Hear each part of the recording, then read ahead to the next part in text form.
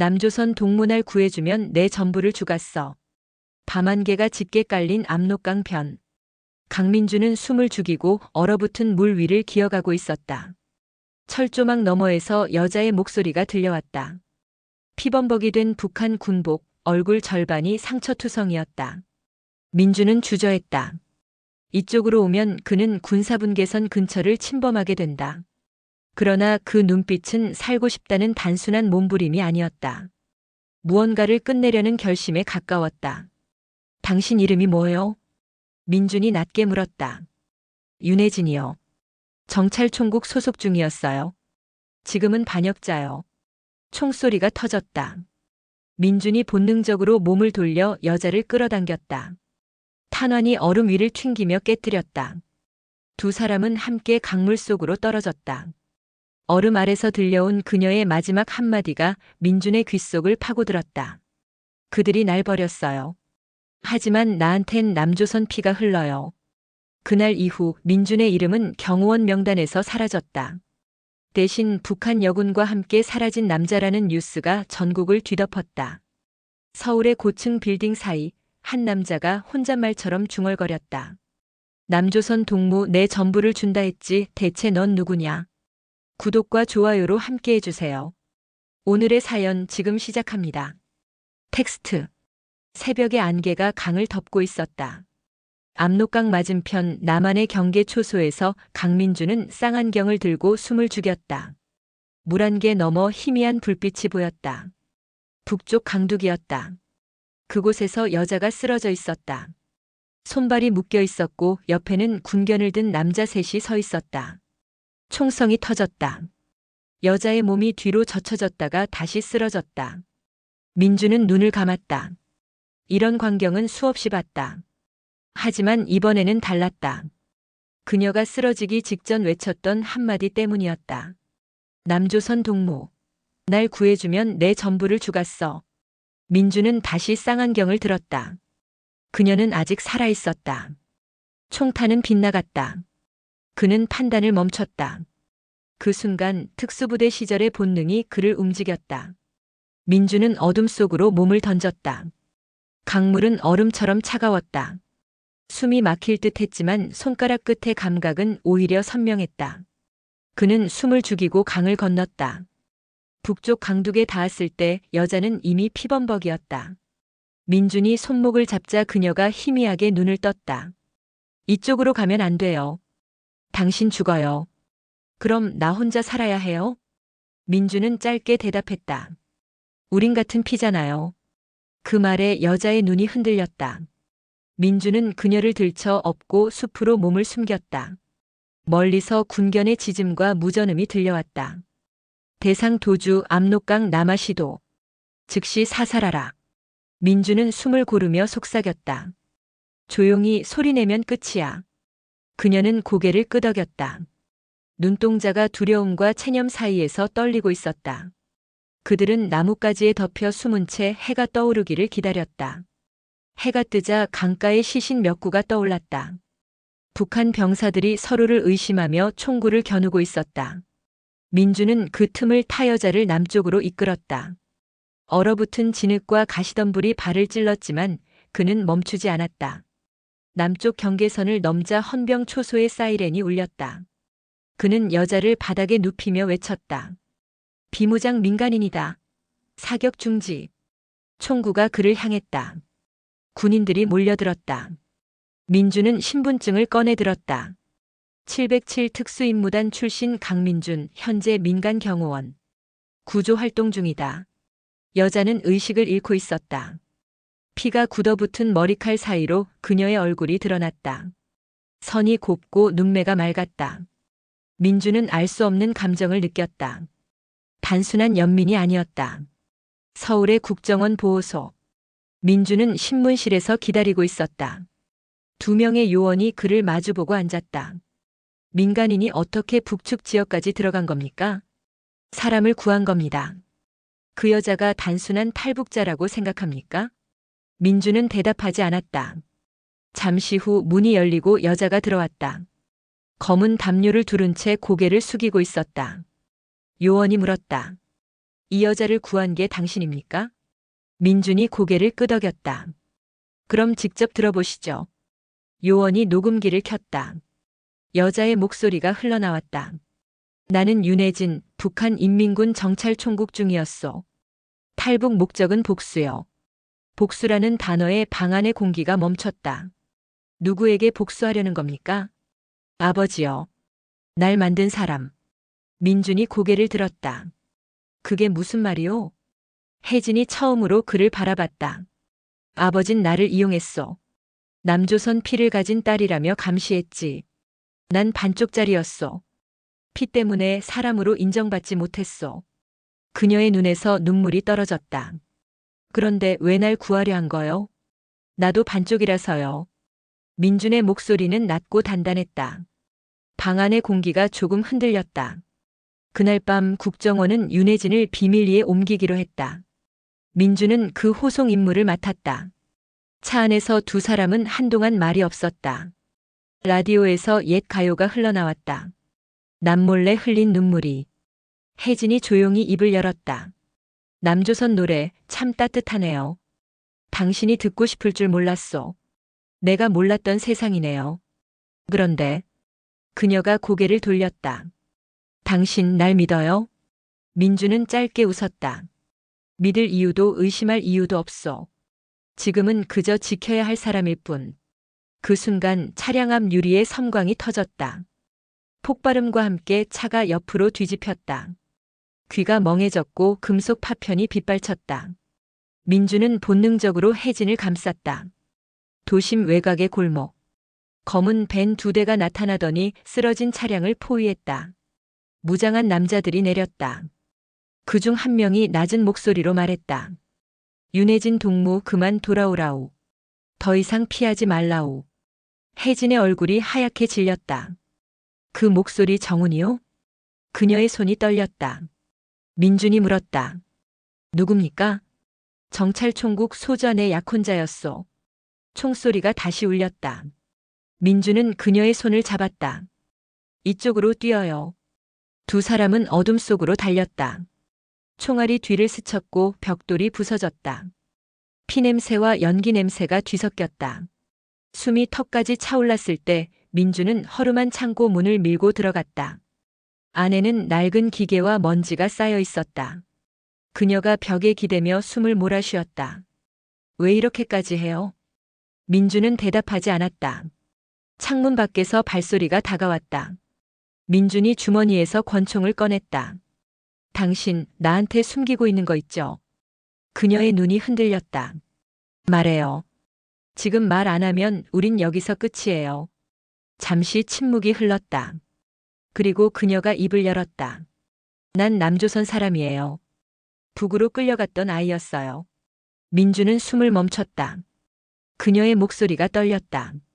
내 어머니는 서울 사람 납북됐어요. 아버지는 그 여자를 인질로 삼았고 난 그 사이에서 태어났죠.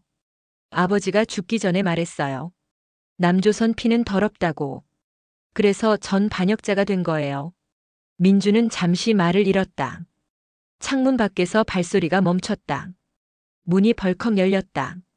남자 셋이 들이닥쳤다. 민준이 몸을 던져 그녀를 밀쳤다. 총소리, 유리 파편, 비명. 모든 게 한순간이었다.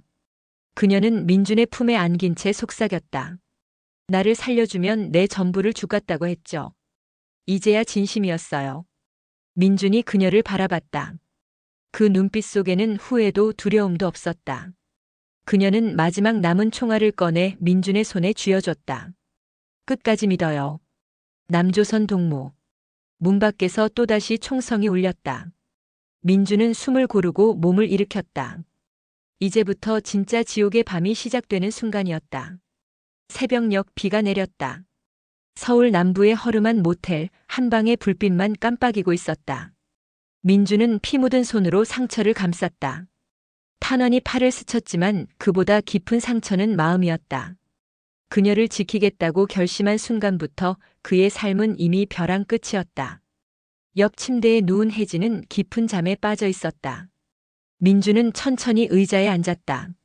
창밖으로 가로등 불빛이 젖은 도로 위에 반사됐다. 세상이 고요했지만 그 고요함이 오히려 폭풍 전야처럼 불안했다. 휴대폰이 울렸다.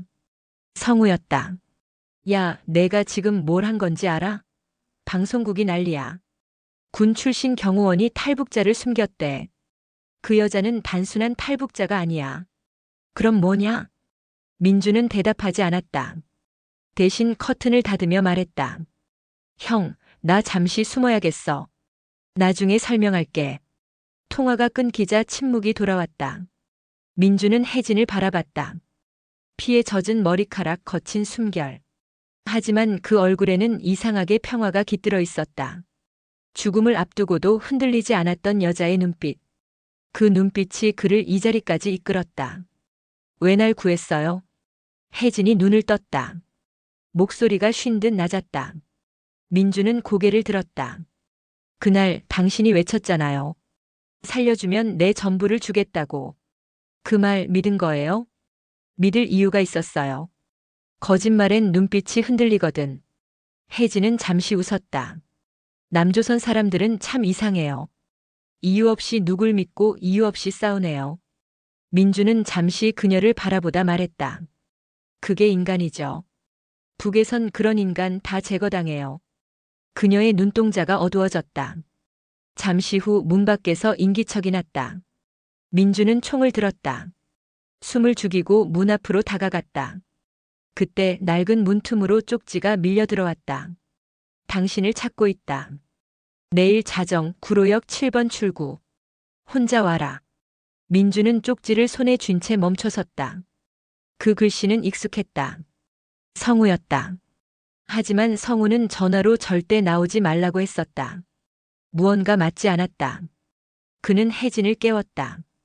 움직여야 해요. 여길 들켰어요. 혜진은 고개를 끄덕였다. 두 사람은 짐을 챙겨 모텔을 빠져나왔다. 차가운 공기가 얼굴을 때렸다. 도심의 새벽은 조용했지만 카메라보다 더 무서운 건 사람들의 시선이었다. 뉴스에 이미 얼굴이 공개됐을지도 몰랐다.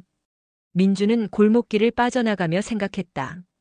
누군가 우리 둘 다 이용하고 있다. 구로역 근처에 도착했을 때 시간은 자정이 다 되어 있었다.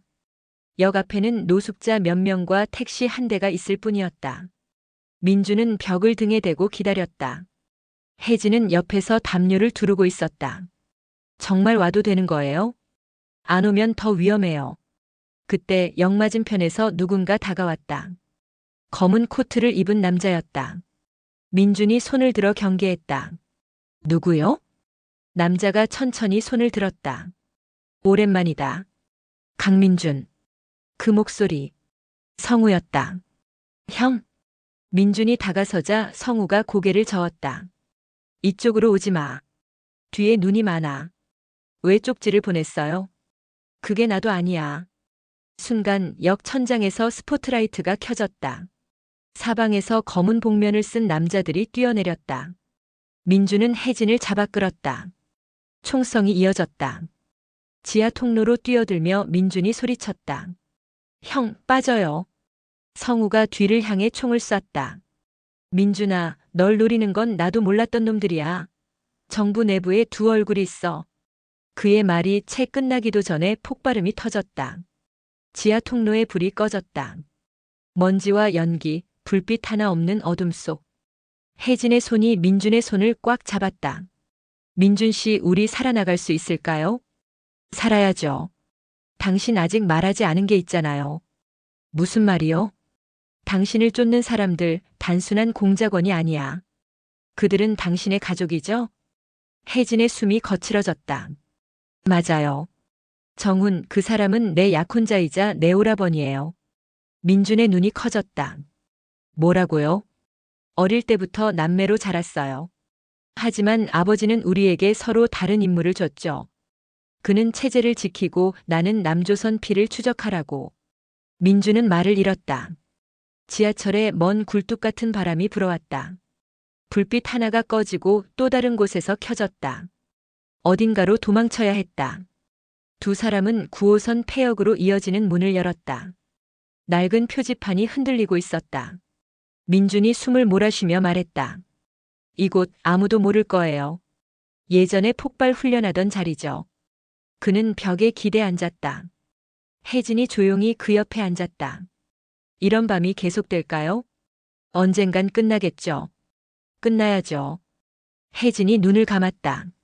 난 어릴 때 서울의 불빛이 보고 싶었어요. 그게 내 유일한 꿈이었어요. 민주는 그녀를 바라봤다. 지금이라도 보게 해줄게요. 그가 휴대용 라이트를 켜자 불빛이 벽을 비췄다. 벽에는 낡은 벽화가 있었다. 통일은 하나의 약속이다. 그 문구를 바라보던 혜진의 눈이 떨렸다. 아버지가 이 말을 자주 했어요. 그 약속이 결국 사람을 죽였죠. 잠시 정적이 흘렀다. 민준이 낮게 말했다. 이제 그 약속 우리가 바꿔요. 우리가요? 당신이 반쪽이라면 나도 반쪽이에요. 하지만 둘이 합치면 하나는 만들 수 있죠. 그녀가 고개를 들었다. 빛이 그녀의 눈동자에 닿았다. 그 눈빛은 흔들렸지만 따뜻했다. 이제야 조금 알겠어요. 남조선 사람들은 이유 없이 싸우는 게 아니라 이유 없이 믿는 거군요. 민준이 미소 지었다. 믿는 게 싸우는 거예요. 지하의 어둠이 조금씩 걷히고 있었다. 멀리서 경찰의 사이렌 소리가 희미하게 들려왔다. 혜진은 몸을 일으켰다. 다시 도망쳐야죠. 이번엔 도망이 아니라 나아가는 거예요. 민주는 총을 장전했다. 이 밤이 끝나면 누가 진짜 적인지 알게 될 겁니다. 그들은 조심스럽게 계단을 올랐다. 새벽 공기가 차가웠다. 도심의 불빛이 희미하게 반짝였다. 혜진이 속삭였다. 서울의 불빛 진짜로 따뜻하네요. 민주는 짧게 웃었다. 그 빛이 이제 우리를 비출 겁니다. 하지만 그 순간 멀리서 익숙한 목소리가 들렸다. 윤혜진, 숨지 마라. 이번엔 피할 수 없어. 정훈의 목소리였다. 민준이 총을 들었다. 이제 진짜 시작이네요. 그녀가 그의 옆에 섰다. 두 사람의 그림자가 한 줄로 이어졌다. 지하의 어둠 속 두 반쪽의 전쟁이 다시 시작됐다. 비 내린 도심은 젖은 콘크리트 냄새로 가득했다. 새벽 3시 구로공단 외곽. 낡은 창고 건물 안에서 두 사람은 잠시 숨을 고르고 있었다. 민준의 손목에는 피가 굳어 있었고 혜진은 젖은 셔츠를 꼭 움켜쥐었다. 바깥에서는 순찰차의 사이렌이 멀어졌다 가까워졌다를 반복했다. 우릴 찾고 있어요. 혜진이 속삭였다. 민준은 대답하지 않았다. 대신 벽에 기대어 총의 탄창을 확인했다. 우릴 찾는 게 누군지부터 알아야죠. 정부인지 그놈들인지. 문틈 사이로 새벽빛이 스며들었다. 민준의 시선이 먼지 낀 책상 위를 스쳤다. 녹슨 전화기 찢긴 신문 그리고 낡은 사진 한 장. 사진 속에는 북한 장교 3명이 서 있었다. 그중 한 사람의 얼굴이 희미했지만 민준은 알아봤다. 정훈이다. 혜진이 다가와 사진을 보았다. 그녀의 손끝이 떨렸다. 그 사진 왜 여기에 있죠? 민준은 고개를 저었다. 누가 일부러 남겨둔 거예요. 우리를 끌어들이려는 미끼일 수도 있어요. 혜진은 잠시 눈을 감았다. 아버지가 생전에 말했어요. 정우는 절 끝까지 찾을 거라고. 왜요? 그는 체제를 지키는 사람이고 난 그 체제를 무너뜨린 존재니까요. 민주는 말없이 총을 장전했다. 그럼 먼저 찾아가죠. 쫓기느니 쫓는 게 낫습니다. 그날 오후 두 사람은 변장을 하고 서울 중심가로 향했다. 버스 안 혜진은 낯선 풍경을 뚫어져라 바라봤다. 북에선 이런 거 없었어요. 창문 너머로 도시를 보면서도 마음이 자유롭다는 느낌이. 말을 잇지 못했다. 민준이 조용히 그녀의 시선을 따라 창밖을 봤다. 그 자유가 여기선 또 다른 감옥이 되기도 해요. 잠시 후 버스가 멈췄다. 성우가 운영하던 NGO 사무실 근처였다. 문 앞에는 경고 테이프가 쳐져 있었다. 안쪽에서는 경찰이 자료를 들고 나왔다. 무슨 일입니까? 민준이 다가가자 경찰이 고개를 돌렸다. 이 건물 주인 최성우 씨. 어젯밤 살해당했습니다. 민준의 얼굴이 굳었다. 사인은? 정확히는 모르지만 군용 탄피가 현장에서 나왔습니다. 혜진이 입술을 깨물었다. 민준은 천천히 걸음을 옮겼다. 형의 사무실은 엉망이었다. 서류가 흩어지고 책장은 넘어져 있었다. 책상 위에는 낡은 봉투 하나가 남아 있었다. 민준에게. 민준은 봉투를 열었다. 안에는 짧은 쪽지가 있었다. 민준아, 정부 안에 북쪽 사람 있다. 조심해라. 내가 믿는 그들도 한패다. 민준은 쪽지를 구겨 쥐었다. 이제 믿을 사람은 아무도 없어요. 혜진이 조심스럽게 물었다. 그럼 우린 어디로 가요? 내가 아는 사람 하나 있어요. 국정원 출신인데 지금은 은퇴했죠. 두 사람은 다시 도심을 벗어났다. 남양주 외곽의 폐가 마을. 낡은 대문을 열자 백발의 노인이 나왔다. 누구시오? 김태식 선배님, 강민준입니다. 노인은 눈을 가늘게 뜨더니 문을 열어줬다. 이 시간에 찾아오는 놈은 두 부류지. 죽이러 오거나 죽게 생겼거나. 우린 후자입니다. 따뜻한 국물이 놓였다. 태식은 담배를 피우며 둘을 번갈아 보았다. 북에서 내려온 여자 이름이? 윤혜진입니다. 윤혜진이라 들은 적이 있지. 북한 내부에서 혼혈 그림자라고 불렸어. 남쪽 피를 가진 고위층 자식. 감시 대상 1호. 혜진이 놀란 눈으로 태식을 바라봤다. 저를 어떻게? 내가 그걸 모르면 이런 산속에서 살아남았겠나. 태식이 낮게 웃었다. 그대 아버지 박철웅. 김정은의 사수였지. 그 사람 내가 살아있는 걸 모른 척했어. 이유는 모르지만. 민준이 고개를 들었다. 박철웅이요? 태식이 고개를 끄덕였다. 남북 교섭의 중간 다리였지. 정보 몇 개만 흘려도 목숨값이 오르던 시절이야. 그는 잔을 내려놓으며 말했다. 지금 너희를 노리는 놈들 그때부터 얽혀있던 거래꾼들이야. 남과 북이 동시에 만든 괴물이지. 혜진의 손이 떨렸다. 그럼 우리 둘 다 이미 계획된 판 속에 있었던 거군요. 태식이 담배를 비벼 껐다. 그 판을 뒤집으려면 내가 진실을 말해야 해. 무슨 진실이요? 박철웅은 죽지 않았다. 공기가 멈췄다. 혜진의 얼굴이 하얗게 질렸다. 그럴 리가 없어요. 내가 직접. 시신은 가짜였어. 그는 남쪽에서 신분을 바꿔 살고 있다. 민준이 굳은 목소리로 물었다. 지금 어디 있습니까? 태식은 창밖을 가리켰다. 청주 근처 옛 공업단지. 하지만 거긴 함정이야. 혜진이 눈을 감았다. 그래도 가야 해요. 민준이 그녀를 바라봤다. 정말 준비됐습니까? 그 사람을 봐야 끝나요. 내 아버지니까. 밤이 깊었다. 두 사람은 낡은 차를 타고 도로를 달렸다. 라디오에서 민요가 흘러나왔다. 혜진은 멍하니 창밖을 봤다. 이 노래 어릴 때 아버지가 자주 불렀어요. 남쪽 피를 증오하면서도 남쪽 노래를 흥얼거렸죠. 민준이 미소를 지었다. 모순이 사람을 만든다 했죠. 어쩌면 그게 우리 운명일지도 몰라요. 그때 도로 위로 헤드라이트 불빛이 번쩍였다. 트럭 두 대가 앞뒤를 막았다. 민준이 브레이크를 밟았다. 문이 동시에 열렸다. 정훈이 트럭 앞에 서 있었다. 윤혜진 동무 돌아오라우. 그분이 기다리고 있어. 내 아버지 말이야. 혜진의 눈이 커졌다. 민준이 총을 들었다. 당신들한테 선택은 없어. 정훈의 입꼬리가 올라갔다. 그럼 이건 경고가 아니지. 명령이지. 총성이 밤 공기를 갈랐다. 유리 파편이 튀고 타이어가 찢어졌다. 민준은 차를 틀어 옆길로 내달렸다. 총알이 차체를 긁었다. 혜진은 숨을 죽이며 손잡이를 붙잡았다. 민준 씨, 그 사람은 진짜 아버지를 알고 있어요. 그럼 잡히지 말고 직접 물어요. 민준의 목소리가 거칠었다. 차는 어둠 속으로 사라졌다. 뒤에서 트럭 엔진 소리가 길게 울렸다. 사냥은 끝나지 않았다. 혜진은 속삭였다. 아버지가 살아있다면 그 진실이 우리 모두를 삼킬 거예요. 민준이 짧게 대답했다. 그래도 가야죠.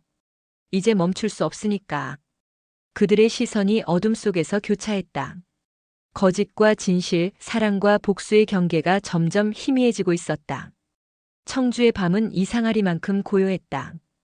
도로 옆 가로등 불빛이 비에 젖어번들거렸고 공장지대는 폐허처럼 잠들어 있었다. 민주는 차를 세우며 숨을 고르지 않았다. 이미 피로는 한계를 넘었지만 눈빛만큼은 살아있었다. 여기서부터는 걸어가야 해요. 그가 말했다. 혜진은 고개를 끄덕이며 외투를 여몄다.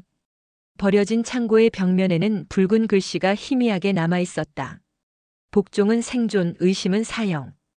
혜진은 글씨를 손끝으로 쓸어내렸다. 어릴 때 저런 문구를 매일 봤어요. 눈을 감아도 떠올랐죠. 민준이 낮게 말했다. 이젠 눈을 뜰 차례죠. 둘은 어둠 속으로 걸음을 옮겼다. 창고 안은 조용했다. 먼지 냄새와 녹슨 철의 냄새가 섞여 있었다. 바닥에는 오래된 기계 부품과 신문지, 그리고 누군가의 발자국이 남아 있었다. 혜진이 손전등을 비추자 벽에 작은 금속문이 드러났다. 자물쇠에는 P, C 라는 이니셜이 새겨져 있었다. 민준이 낮게 중얼거렸다. 박철웅, 정말 여기에 있는 걸까? 자물쇠가 풀리자 좁은 통로가 나타났다. 그 끝에서 약한 불빛이 새어나왔다. 민준이 총을 들고 조심스럽게 다가갔다. 통로의 끝, 오래된 제어실. 낡은 의자에 앉은 노인이 고개를 들었다. 왔구나, 혜진이. 혜진의 몸이 굳었다. 아버지, 정말 당신이에요? 노인은 미소를 지었지만 눈빛은 차가웠다. 살아야 했지. 진실을 묻히게 둘 순 없었으니까. 민준이 경계했다. 진실이라니요? 남과 북이 함께 만든 감옥. 난 그 문을 열려다 모두에게 버림받았다. 혜진은 떨리는 목소리로 물었다. 그럼 날 왜 버렸어요? 박철웅이 천천히 자리에서 일어섰다. 내가 열쇠였으니까. 남조선 피와 북조선 피를 동시에 가진 유일한 존재였으니까. 그의 손이 책상 위 버튼 위로 움직였다. 이곳이 폭로되면 남북 모두 무너진다. 민준이 총을 겨눴다. 멈춰요. 박철웅이 웃었다. 넌 누굴 위해 싸우는가? 정해? 사랑? 아니면 약속? 민준의 손끝이 흔들렸다. 그때 문이 열리며 정훈이 들어왔다. 그 약속, 내가 대신 끝내주지. 순간 총성이 터졌다. 박철웅의 몸이 휘청였다. 혜진이 비명을 질렀다. 아버지. 정훈이 웃었다. 그는 오래전부터 죽은 사람이다. 살아있는 건 인연뿐이야.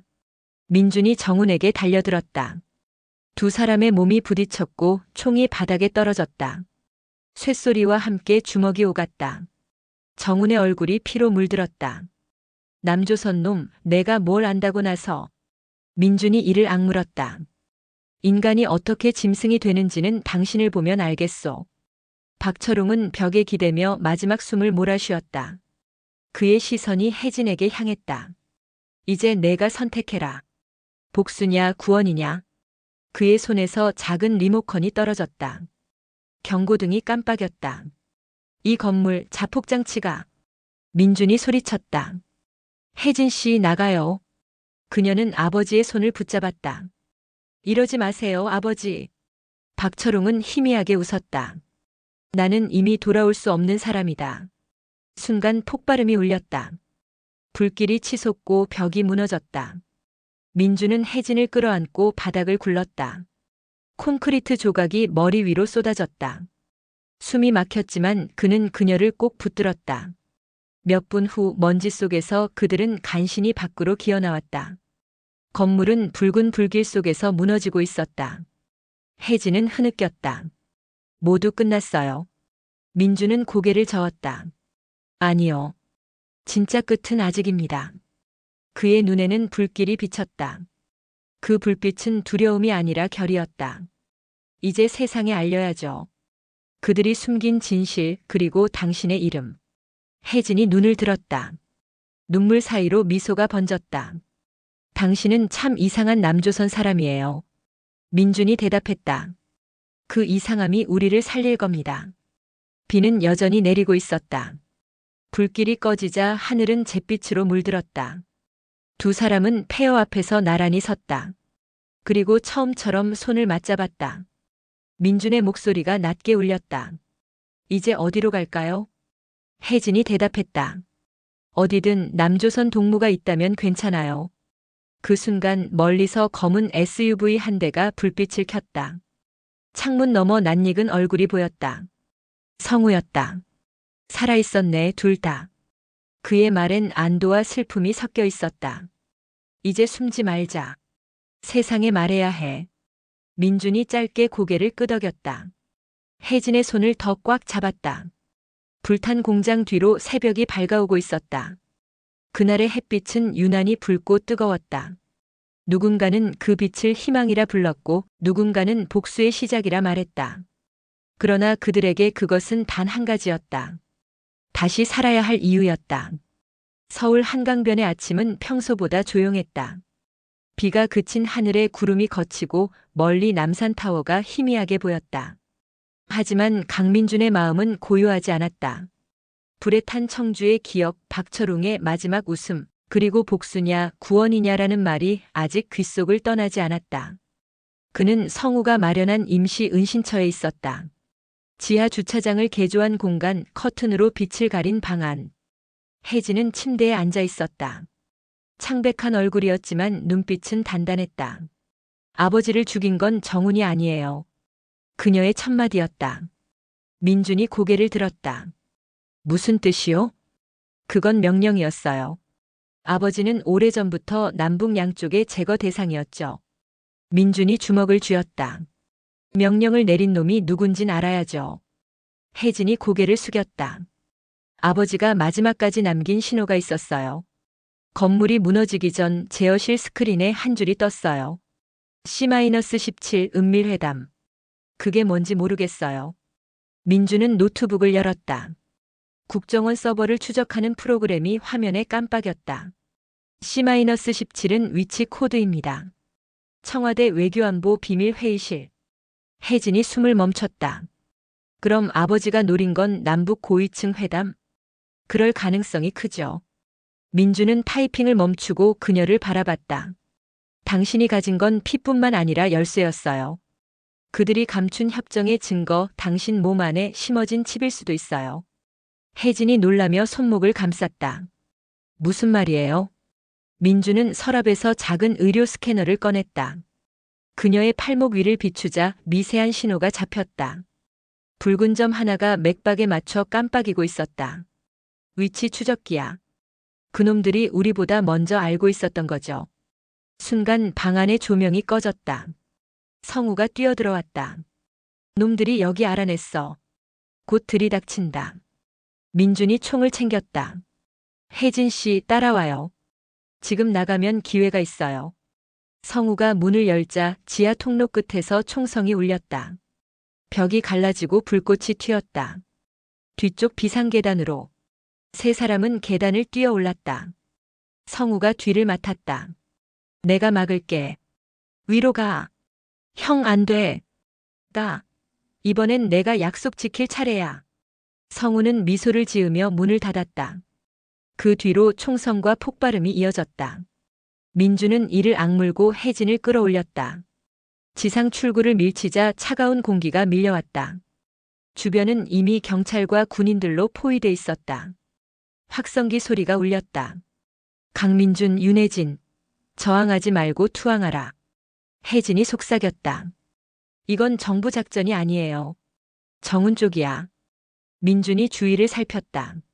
무장 요원들 사이에 정훈이 서 있었다. 그의 표정은 싸늘했다. 동무 고생 많았소. 이제 돌아가자. 혜진이 고개를 저었다. 이젠 북도 남도 아무데도 안 가요. 민준이 손을 들었다. 그만해요, 정훈. 여긴 민간구역이요. 총을 내리시오. 정훈은 웃었다. 넌 아직도 정의를 믿는군. 하지만 세상은 거래야. 그녀를 넘기면 내 목숨은 살려주지. 민준의 눈빛이 차가워졌다. 그런 거래라면 난 파산하겠소. 그 말과 동시에 연막탄이 터졌다. 흰 연기 속에서 민준이 혜진의 손을 잡았다. 총성이 이어졌고 파편이 벽을 스쳤다. 두 사람은 차에 뛰어올라 골목길로 빠져나갔다. 정훈의 부하들이 뒤따랐다. 폭우가 다시 쏟아졌다. 차는 고속도로로 진입했다. 민준이 거칠게 숨을 내쉬었다. 성우 형은. 그분은 우리 대신 남았어요. 혜진의 목소리가 떨렸다. 그렇게 많은 사람들이 날 위해 죽었어요. 이젠 나도 도망만 다닐 순 없어요. 민준이 고개를 돌렸다. 당신이 살아야 진실이 남아요. 아니요. 이제는 내가 싸울 차례예요. 그녀가 조수석 밑에서 권총을 꺼냈다. 정우는 아버지를 죽였고 형님을 죽였어요. 다음은 그가 만든 세상이에요. 그 세상을 끝내야 해요. 민주는 잠시 침묵하다가 말했다. 그러면 같이 갑시다. 이번엔 혼자가 아니니까. 멀리서 헬기 소리가 들려왔다. 하늘에 탐조등이 퍼지고 도로 위에는 군용 트럭들이 늘어서 있었다. 민준이 속도를 높였다. 곧 봉쇄돼요. 통일대교 전에 빠져야 합니다. 혜진이 차창 밖으로 총을 겨눴다. 그럼 길을 열죠. 총성이 밤하늘을 갈랐다. 트럭 옆 타이어가 터졌고 차량이 미끄러졌다. 민주는 틈을 비집고 도로를 벗어났다. 차가 산길로 진입하자 뒤에서 폭발음이 연달아 터졌다. 이 길 끝엔 뭐가 있어요? 혜진이 물었다. 국경이요. 우리가 다시 시작할 곳. 비 내리는 산길, 두 사람의 숨결만이 남았다. 혜진이 조용히 말했다. 민준 씨 처음 봤을 때 했던 말 기억나요? 살려주면 내 전부를 주겠다고 했죠. 그 약속 이제 진짜로 지킬게요. 민준이 고개를 돌렸다. 그 전부가 뭐요? 진실이에요. 내가 세상에 던질 마지막 진실. 그녀의 눈빛이 흔들리지 않았다. 민주는 그 눈 속에서 오래된 결심을 보았다.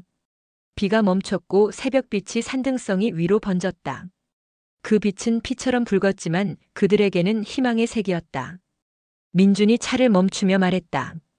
이제 선택해야 해요. 복수냐 구원이냐. 혜진은 미소를 지었다. 둘 다요. 복수를 통해 구원받는 길도 있으니까요. 그 말이 끝나자 멀리서 또 다른 차량의 엔진 소리가 들려왔다. 정훈이었다. 그의 차량이 멈추자 문이 열리고 총구가 번쩍였다. 민주는 조용히 숨을 고르며 말했다. 이제 끝을 봅시다. 남과 북의 그림자. 총성이 다시 한번 터졌다. 새벽의 산이 울렸다. 이제 남은 건 진실뿐이었다. 산 아래로 구름이 내려앉은 새벽이었다. 비가 그치자 매캐한 연기 냄새가 공기 속에 남아 있었다. 민주는 차문을 열고 천천히 밖으로 나왔다. 차량 전면은 총탄 자국으로 가득했고 보닛에서 김이 새어나왔다. 그는 손에 쥔 권총을 점검했다. 탄환은 3발, 기회는 한 번뿐이었다. 혜진도 따라 내렸다. 그녀의 얼굴에는 피가 묻어 있었지만 눈빛은 고요했다. 정우는 이 근처에 있을 거예요.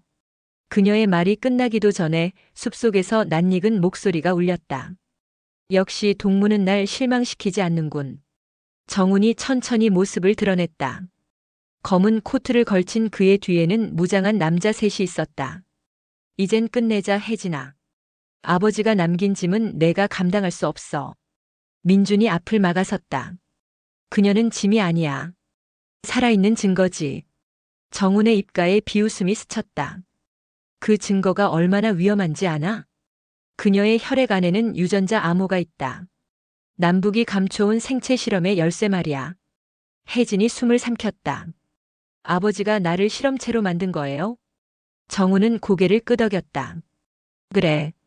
내 몸은 남과 북의 화해를 상징하는 게 아니라 거래의 산물이었지. 그녀의 다리가 풀렸다. 민준이 다가가 그녀를 붙잡았다. 지금 그걸 믿지 마요. 당신은 그들이 만든 도구가 아니라 그들을 무너뜨릴 사람입니다. 정훈이 총을 들었다. 멋진 연설이군.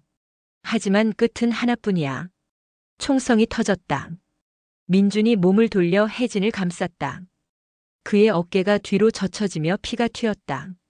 민준 씨. 혜진이 외쳤지만 그는 이를 악물었다. 괜찮아요. 움직이지 마요. 그는 총을 들어 반격했다. 첫 발이 정훈의 오른팔을 스쳤고 두 번째는 부하 한 명의 가슴을 꿰뚫었다. 남은 한 발은 허공으로 사라졌다. 정훈이 비틀거리며 외쳤다. 쏘지 마. 우리 모두를 죽이게 될 거야. 그의 손에는 작은 검은 장치가 들려 있었다. 이게 폭발하면 여기 있는 자료와 시신, 모든 증거가 사라진다. 혜진이 나직이 말했다. 그럼 당신도 죽어요. 정훈의 웃음이 떨렸다. 난 이미 죽은 사람이야. 체제를 지키는 유령이지. 그때 민준이 천천히 걸어갔다. 피가 흘러내려 바닥에 선명한 자국을 남겼다. 정훈, 넌 아직 인간이야. 유령은 고통을 느끼지 못하지만 넌 분명 두려워하고 있어. 정훈의 눈이 흔들렸다. 순간 혜진이 달려들었다. 그녀는 정훈의 팔을 붙잡고 장치를 빼앗았다. 몸싸움이 벌어졌다. 총구가 흔들리다 방아쇠가 눌렸다. 정훈의 몸이 느리게 무너졌다. 눈동자가 하늘을 향했다. 결국 널 지키려 한 건 나였는데. 그의 마지막 말이 비에 묻혔다. 혜진은 숨을 몰아쉬었다. 손에는 여전히 장치가 쥐어 있었다. 이걸로 끝인가요? 민준이 고개를 저었다. 아직 아니요. 이 안에 진실이 들어있어요. 그들은 장치를 노트북에 연결했다. 화면에 암호화된 파일이 떠올랐다. 남북 공동 생체 연구 계약서. 민준은 이를 악물었다. 이걸 공개하면 두 체제가 다 무너집니다. 혜진이 화면을 바라보며 말했다. 그럼 무너지게 해야죠. 그래야 다시 시작할 수 있으니까요. 그녀는 버튼을 눌렀다. 파일이 전 세계 언론 서버로 전송되기 시작했다. 바이러스처럼 빠른 속도로 퍼져나갔다. 민주는 조용히 웃었다. 이제 당신의 약속은 세상 전체에 전해졌네요. 혜진이 눈을 감았다. 내 전부를 줬다고 했죠. 이게 그 약속의 끝이에요. 그 순간 어딘가에서 폭발음이 울렸다. 산 아래의 비밀 연구소가 불길에 휩싸였다. 거대한 연기 기둥이 하늘로 솟았다. 민주는 혜진을 끌어안았다. 이제 괜찮아요. 끝났어요. 혜진은 고개를 떨구며 속삭였다. 아니요. 이제 시작이에요. 새벽이 밝았다. 남과 북의 뉴스는 동시에 공동실험 은폐 사건을 보도하고 있었다. 수많은 고위 인사가 체포되었고 정권이 흔들렸다.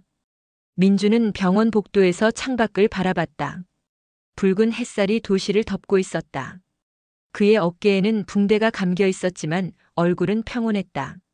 문이 열리고 혜진이 들어왔다. 깨끗한 옷, 단정한 머리, 그리고 미소. 살아났네요. 민준이 웃었다. 살아야 했죠. 약속을 지켜야 하니까. 혜진이 창가로 다가왔다. 이제 우린 어디로 가야 할까요? 민준이 잠시 생각하다 말했다. 북으로 가요. 이번엔 도망이 아니라 새로운 길로. 둘은 나란히 서서 떠오르는 태양을 바라봤다. 그들의 그림자가 길게 늘어졌다. 그 빛 속에는 복수도 구원도 사랑도 모두 섞여 있었다. 이제 남조선과 북조선의 경계는 그들에게 의미가 없었다. 오직 한 가지 서로를 지키겠다는 약속만 남아 있었다. 서울 시내 한복판이 혼란에 휩싸였다. 거리의 전광판마다 남북 비밀 생체 실험 폭로라는 자막이 번쩍였고 시민들은 멈춰 선 채 화면을 바라보고 있었다. 그 뉴스는 단 한밤만에 세상을 바꿔놓았다. 남과 북 두 체제의 지도부가 동시에 긴급 회의를 열었고 방송국과 인터넷은 연일 폭로 자료로 넘쳐났다. 민주는 성우의 묘 앞에 서 있었다. 잿빛 하늘 아래 무덤가에 바람이 지나갔다. 그는 조용히 술 한 병을 따라 놓았다. 형, 결국 해냈습니다. 당신이 믿었던 그 약속, 우리가 이어갔어요. 잔을 묘비 앞에 내려놓자 흙냄새가 섞인 한기가 얼굴을 스쳤다. 이젠 편히 쉬세요. 뒤에서 발자국 소리가 들렸다. 혜진이 우산을 들고 다가왔다.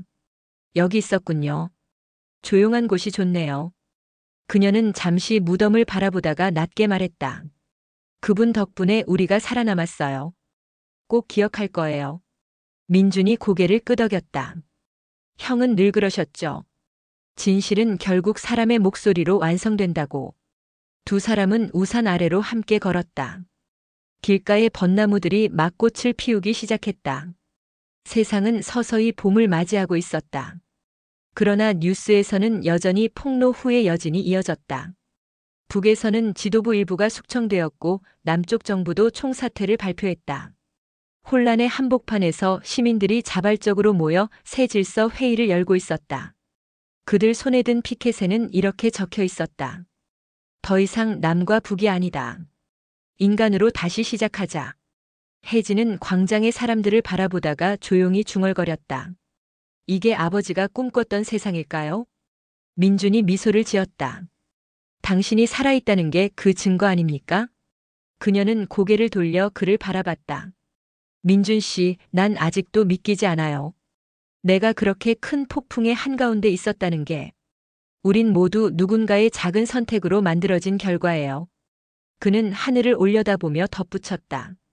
하지만 살아남은 사람은 선택받은 사람이 아니라 끝까지 버틴 사람이죠. 저녁이 되어 두 사람은 강변 근처의 작은 카페에 들렀다. TV에서는 연일 남북 통합 과도정부 구성이라는 자막이 흘러나왔다. 혜진은 따뜻한 차를 마시며 창밖을 바라봤다. 그날 밤 아버지가 남긴 말이 생각나요. 복수냐 구원이냐. 민준이 조용히 대답했다. 결국 둘 다였죠. 세상을 무너뜨렸지만 사람을 살렸으니까. 그녀가 미소를 지었다. 당신이 없었다면 난 복수만 택했을 거예요. 당신이 있었으니까 난 구원을 택했어요. 두 사람의 말은 겹쳤다. 그리고 잠시 웃음이 흘렀다. 그 웃음은 짧았지만 오랜 어둠을 밀어낼 만큼 따뜻했다. 밤이 깊어지자 민주는 창문을 열었다. 바람 속에 한강의 냄새가 스며들었다. 이제 어딜 가고 싶어요? 혜진이 잠시 생각하다가 대답했다. 북쪽으로요. 아직 거기에 갇혀 있는 아이들이 있어요. 내가 그들을 꺼내야 해요. 민준이 고개를 끄덕였다. 그러면 나도 같이 갑니다. 그녀가 놀란 눈으로 그를 바라봤다. 이젠 군인도 경호원도 아닌데요. 하지만 약속은 여전히 유효하죠. 당신을 지키겠다고 한 말 난 아직 철회하지 않았으니까. 혜진은 미소를 지었다. 당신은 참 고집스러워요. 민준이 웃었다. 그 고집이 우리를 여기까지 데려왔잖아요. 카페 불이 하나둘 꺼졌다. 두 사람은 조용히 자리에서 일어났다. 밖에는 여전히 사람들이 촛불을 들고 있었다. 이념 대신 생명을 위해, 증오 대신 기억을 위해. 민주는 그 불빛들을 바라보다가 속삭였다. 이제 우리가 할 일은 단 하나죠. 혜진이 물었다. 뭔데요? 다시는 이런 세상을 만들지 않는 것. 두 사람은 손을 맞잡았다. 그리고 천천히 걸었다. 강 위로 달빛이 비치고 도시의 불빛이 그들의 그림자를 길게 느렸다. 바람이 불었다. 그 바람 속에는 죽은 자들의 속삭임과 새로 태어난 세상의 첫 숨결이 함께 섞여 있었다. 그날 밤 남과 북은 다시 하나의 하늘 아래 있었다. 분단의 선은 사라졌고 그 자리에 남은 것은 두 사람의 약속이었다. 그리고 그 약속은 여전히 계속되고 있었다. 봄이 완전히 찾아왔다. 한강변 벚꽃은 만개했고 거리는 오래된 혼란의 흔적을 덮듯 평화로워졌다. 하지만 민준의 마음속엔 여전히 무거운 잔향이 남아 있었다. 그는 요즘 새벽마다 악몽에서 깼다. 불길 속에 묻힌 얼굴들, 총성, 그리고 성우의 마지막 미소. 혜진은 그를 말없이 바라보곤 했다. 그녀 역시 달라졌다. 북한에서 온 도망자가 아니라 새로운 세상의 상징으로 불렸다. 언론은 그녀를 두 하늘의 딸이라 불렀지만 그녀는 그런 이름이 부담스러웠다. 난 영웅이 아니에요. 그저 살아남은 사람일 뿐이에요. 그녀가 그렇게 말할 때마다 민주는 조용히 대답했다. 살아남는 것도 용기예요. 두 사람은 작은 시민단체를 만들었다. 이름은 다리. 남과 북 어느 쪽에도 속하지 않은 사람들의 공간이었다. 탈북 청년들과 실향민, 전직 군인, 그리고 통일을 두려워하던 노인들이 모였다. 혜진은 매일 강연을 했고 민주는 보안과 경호를 맡았다. 처음엔 그들을 의심하던 사람들도 점점 진심을 느끼고 마음을 열기 시작했다. 어느 날 저녁 강연이 끝난 뒤 한 노파가 다가왔다. 손에 낡은 흑백 사진을 들고 있었다. 이 사람 아시오? 내 아들이요. 사진 속에는 젊은 병사의 얼굴이 있었다. 혜진은 잠시 사진을 바라보다가 고개를 끄덕였다. 압록강 근처 부대에서 봤어요. 그분은 제게 밥을 나눠주셨던 분이에요. 노파의 눈에 눈물이 고였다. 살아있었구나. 그렇게 믿어야겠네. 그녀는 혜진의 손을 꼭 잡았다. 고맙네, 동무. 그날 밤 민주는 센터 옥상에서 하늘을 바라봤다. 도시의 불빛 사이로 별이 흐릿하게 반짝였다. 혜진이 옆에 다가왔다. 또 잠 못 자요? 이젠 괜찮아요. 다만 형 생각이 자주 나요. 그는 담담히 말했다. 살아서 이 변화를 봤으면 얼마나 좋아했을까. 혜진이 그를 바라봤다. 민준 씨, 우리 앞으로 어떻게 살아야 할까요? 그냥 평범하게요. 카페도 운영하고 가끔 바다도 보러 가고 다시는 누굴 구하지 않아도 되는 세상에서요. 그녀는 미소를 지었다. 그럼 나도 거기서 같이 살래요. 바람이 불어왔다. 혜진의 머리카락이 흩날렸고 민주는 손을 들어 살며시 정리해 주었다. 그 순간 두 사람의 눈이 마주쳤다. 말이 필요 없었다. 서로의 손이 천천히 맞닿았다. 그 온기는 지난 겨울의 모든 상처를 덮어주었다. 며칠 뒤 국제기구에서 연락이 왔다. 윤혜진 씨, 북쪽 지역 인도 구호 활동을 함께 해주시겠습니까? 그녀는 잠시 망설였다. 다시 그곳으로 가면 또 잃을 수도 있어요. 민준이 조용히 말했다. 당신이 원하지 않으면 가지 않아도 돼요. 그녀는 고개를 저었다. 아니요, 가야 해요. 내가 떠난 그 땅에도 사람이 남아있으니까요. 출발 전날 밤 민주는 오랜만에 잠을 이루지 못했다. 그녀를 또 잃을지도 모른다는 두려움이 스며들었다. 하지만 새벽에 문을 여니 혜진이 서 있었다. 같이 가요. 그녀의 눈빛은 단호했다. 이번엔 나 혼자만의 싸움이 아니에요. 며칠 후 북쪽 국경을 넘는 군용 헬기가 떠올랐다. 민준과 혜진은 나란히 앉아 있었다. 아래로 보이는 산맥은 여전히 겨울의 흔적을 품고 있었지만 저 멀리 얼어붙은 강 위에는 봄빛이 비쳤다. 혜진이 낮은 목소리로 말했다. 민준 씨, 남과 북이 하나 되는 날이 오면 우리 이름은 기억될까요? 민준은 미소 지었다. 기억 안 돼도 괜찮아요. 그때 사람들은 더 이상 약속 같은 말이 필요 없을 테니까요. 헬기가 구름 사이로 사라졌다. 새로운 땅, 새로운 세상, 그리고 아직 끝나지 않은 이야기. 그들의 발자국이 향한 곳엔 더 이상 경계가 없었다. 그리고 그 발자국 위로 봄바람이 불었다. 모든 걸 태워버린 지난날의 불길 대신 이제는 살아있다는 따뜻한 숨결이 세상을 덮고 있었다. 가을이었다. 산등성이를 덮은 단풍이 붉은 강물처럼 흘러내렸다. 바람에는 찬 기운이 섞였지만 그 냄새는 평화로웠다.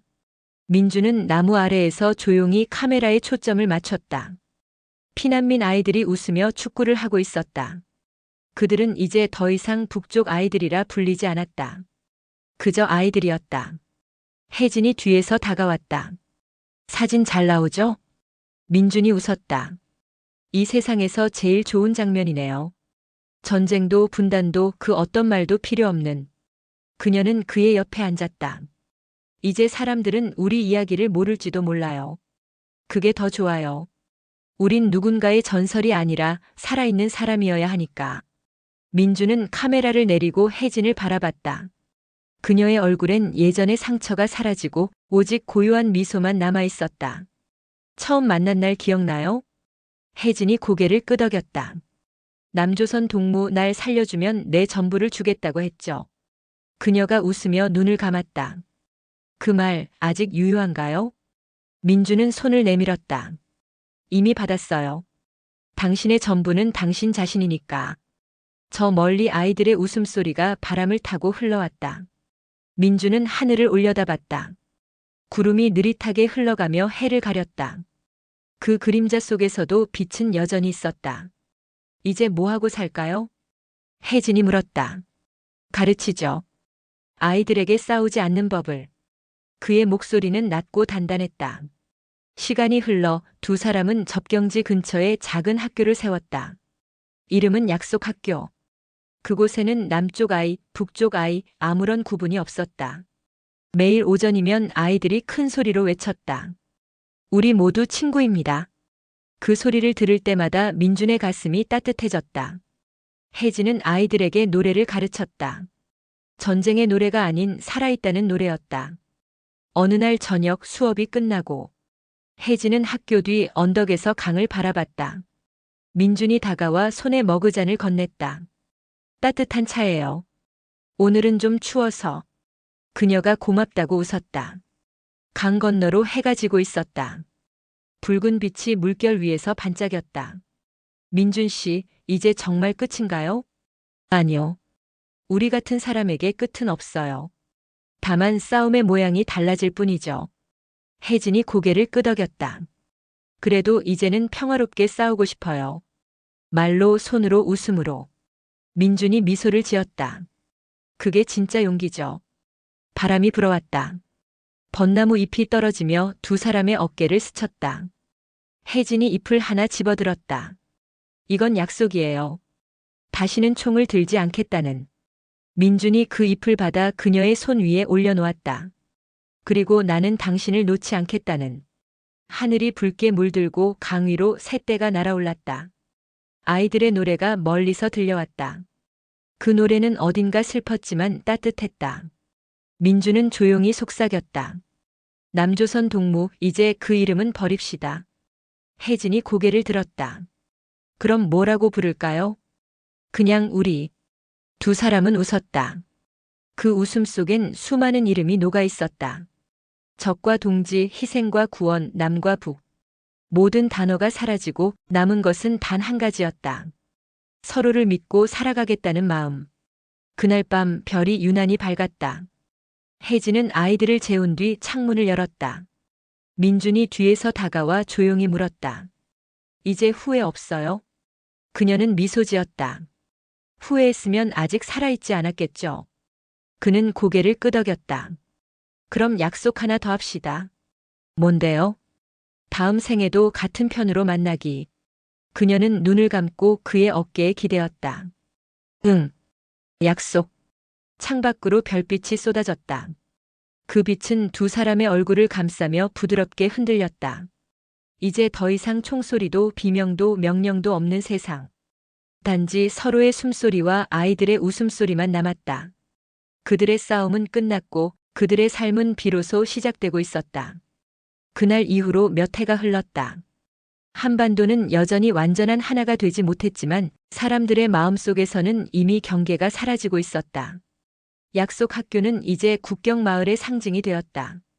철조망이 있던 자리에 꽃밭이 피었고 군사 도로였던 길은 아이들이 뛰노는 놀이터가 되었다. 세상이 조금씩 바뀌는 동안 민준과 혜진은 조용히 늙어갔다. 어느 맑은 오후 혜진이 강가 벤치에 앉아 있었다. 손에는 오래된 흑백 사진이 들려 있었다. 707 시절 민준의 모습, 그리고 이제는 세상에 없는 사람들의 얼굴. 그녀는 사진을 바라보다가 천천히 웃었다. 다들 잘 있죠? 이제 정말 평화예요. 민준이 뒤에서 다가와 그녀의 어깨에 담요를 둘러줬다. 또 옛생각? 응. 그래도 후회는 없어요. 그는 조용히 앉아 강 건너를 바라봤다. 물빛이 금빛으로 빛났다. 당신 덕분에 세상이 조금은 나아졌어요. 아니에요. 그건 우리 덕분이에요. 처음 만난 날 당신이 나를 믿어줬으니까. 잠시 바람이 멈췄다. 새들이 하늘을 가로질렀고 멀리서 아이들의 웃음이 들려왔다. 그 소리는 오래된 약속처럼 마음 깊은 곳에 스며들었다. 혜진이 낮게 말했다. 민준 씨, 언젠가 세상이 완전히 변하면 우리 이름은 잊혀지겠죠? 민준이 고개를 끄덕였다. 그게 좋아요. 우리가 바란 세상은 우리 없이도 돌아가는 세상이니까. 두 사람은 말없이 손을 맞잡았다. 손등의 주름 사이로 햇살이 스며들었다. 그 빛은 따뜻했고 고요했고 마치 오랜 싸움의 끝을 위로하듯 부드러웠다. 잠시 후 혜진이 눈을 감았다. 민준 씨 있잖아요. 응. 당신을 만난 게 내 인생의 제일 큰 행운이에요. 민준이 그녀의 손을 살며시 감쌌다. 그 행운 나도 나눠 가졌어요. 하늘에 구름이 흘렀다. 시간은 천천히 그러나 확실히 지나가고 있었다. 세상이 변해도 진실은 여전히 그 자리에 있었다. 서로를 지켜주겠다는 약속처럼. 그리고 누군가 학교 벽에 이렇게 썼다. 남조선 동무. 그 이름은 사라졌지만 그 약속은 지금도 이어지고 있다. 바람이 불었다. 벚꽃잎이 흩날리며 하늘로 올라갔다. 그 빛 속에서 두 사람의 웃음소리가 들렸다. 이야기는 그렇게 끝났지만 그들의 마음은 여전히 살아있었다. 그리고 언젠가 또 다른 봄이 오면 그 약속은 다시 시작될 것이다.